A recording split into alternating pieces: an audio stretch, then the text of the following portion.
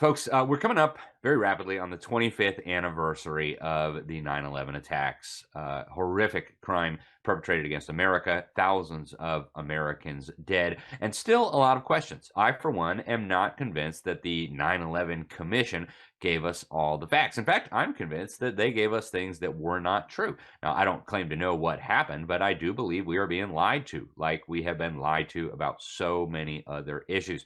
Joining us now to discuss all this and much more is Richard Gage. He is one of the founders, former CEO of Architects and Engineers for 9/11 Truth. He's now leading the charge for a new World Trade Center investigation along with his wife. You can find more at RichardGage911.org. And it turns out that there are people in Congress who are asking questions as well. Senator Ron Johnson, U.S. Senator from Wisconsin, saying that he would hold some hearings on this issue. Richard, welcome to the program. Thanks for joining us. Thank you so much, Alex. Awesome to be here with you. It is great to have you. So, Senator Ron Johnson saying he's going to hold some hearings on this issue. We don't have any on the schedule yet, but tell us a little bit about this. Why do we even need new hearings? Because we haven't had any real investigation of the destruction of these three World Trade Center skyscrapers in 25 years now.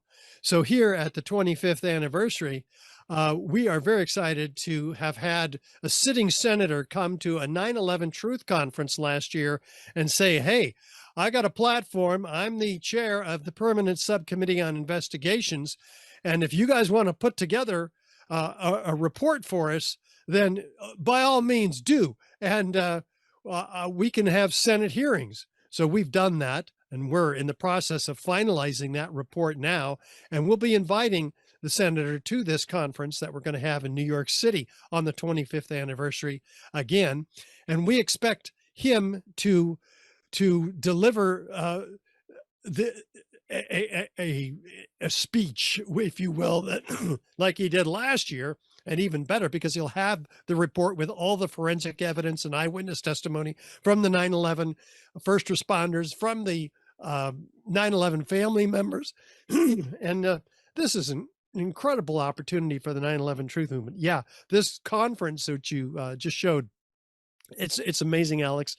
We have Roger Waters of Pink Floyd coming, having supported the effort in the UK to get a real inquest into the murder of Matt Campbell's brother, Geoff.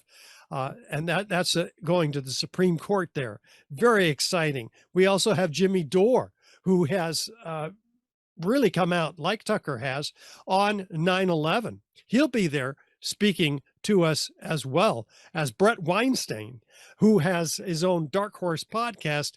He'll be talking about 9/11. And we have Dennis Kucinich, former congressman, who gave a rousing speech last year. And we also have Meryl Nass to tie the COVID and anthrax false flag operation of COVID to 9/11. Many more. Richard Grove, forensic historian. Myself will be talking about the evidence for the destruction of these three towers at this conference.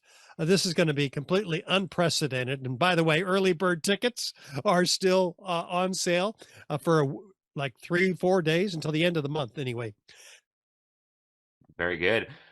Richard, I think for a long time there was kind of a stigma about even asking questions about this. As you just pointed out, more and more prominent and high-profile people are coming out and at least going public with some questions. There's some really weird things that happened with this whole story. Anybody who has followed it closely knows. I mean, you watch World Trade Center 7 fall. It's very obvious that this thing came down in a controlled demolition. Larry Silverstein, the owner of the property, admitting on TV that they ordered it to be pulled. The weird passport that the government allegedly found of one of the hijackers. I mean, give me a break, right? It turned buildings into dust, and a passport just magically floated down so we'd know who did it.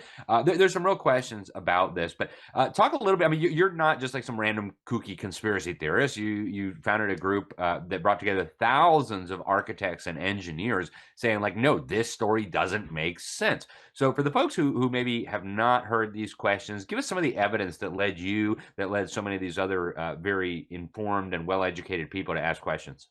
Yeah, back in 2006, I was on my way back from a construction observation meeting as an architect in the San Francisco Bay Area, and I was just shocked to hear David Ray Griffin on the radio with Guns and Butter, Bonnie Faulkner's program. And what I heard was that there was a third tower that came down on 9/11.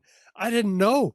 I mean, this is the third worst structural failure in modern history, and most architects and engineers know nothing about it. I mean, this is a 47-story skyscraper that on the afternoon of 9/11, after witnesses hear explosions, the building drops like a rock straight down, uniformly, symmetrically into its own footprint in under 7 seconds. Yeah. At free fall acceleration, that's as fast as a bowling ball falling out of the sky. How does that happen, Alex? Well, the official narrative from NIST, the National Institute of Standards and Technology, tells us that this was due to normal office fires. Well, we've never had a steel frame fire protected structure ever come down due to office fires. This is the first and unprecedented happening. Actually, there were two others, steel frame skyscrapers, the Twin Towers, but they were a very explosive event with upward, outward, arching streamers, a geometry of fireworks, freely flying structural steel sections weighing 4 and 8 tons each, laterally ejected at 80 miles an hour, clocked by physicists, landing up to 600 feet in every direction, which, by the way, leaves nothing to drive the rest of the building down to the ground, because all of the steel, and it turns out all of the concrete, which was pulverized to a fine powder in midair, was also distributed laterally, in that case up to 3 square miles, with a blanket of concrete powder 3 inches thick throughout lower Manhattan. So neither the concrete nor the steel, which weighs is 2/3 of the weight of each of these buildings, was available to crush the building. And yet that's the entire theory that NIST rests on. And we pull it apart piece by piece. And that's what I'll be presenting myself at the Turning the Tide conference, turningthetide911.org.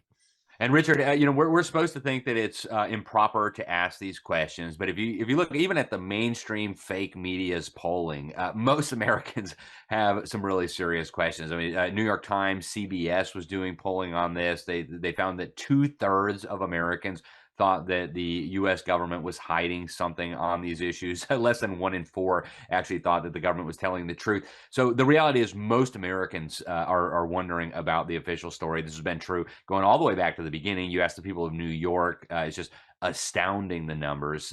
People just don't believe the government. I think after COVID, it's very obvious why people wouldn't believe the government. Richard, we're almost out of time, but you guys are working on a series now. You're about to release part 6 of this. I want to show a little preview of it. It's called 9/11 Crime Scene to Courtroom. We're going to show a quick preview of that, and then we'll come back for some final words. No matter how improbable the conclusion may appear, when you've eliminated the impossible, whatever remains, however improbable, must be the truth. We're bringing alive in the film the 60 exhibits of the 9/11 WTC evidence contained in the Lawyers Committee grand jury petition that have already been submitted to the U.S. Attorney in Manhattan to present to a special criminal jury. This historic investigation is ongoing, and there's a role for you in it.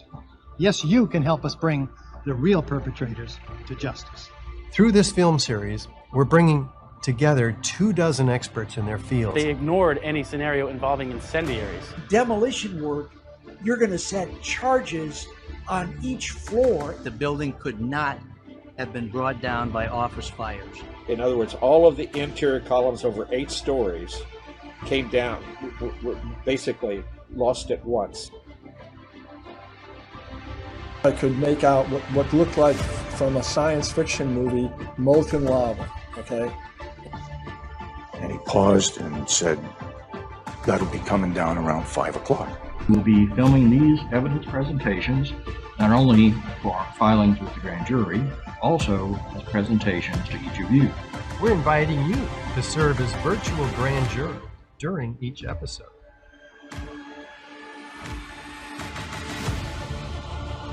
That at 911c2c.org. The music didn't play on that one, but we'll figure that out. Yeah.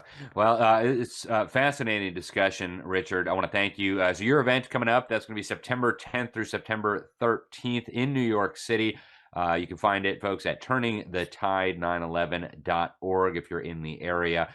And I really do hope Senator Johnson follows through on this. He was instrumental in exposing the lies around COVID. We all knew they were lying, but thanks to the excellent work of Senator Johnson, we know a lot more of the details. But Richard, thank you very much for joining us today. Your website, for those just listening to us on the radio or whatever, you can find it at RichardGage911.org. And thank you again for joining us, Richard. I hope we can talk to you very soon.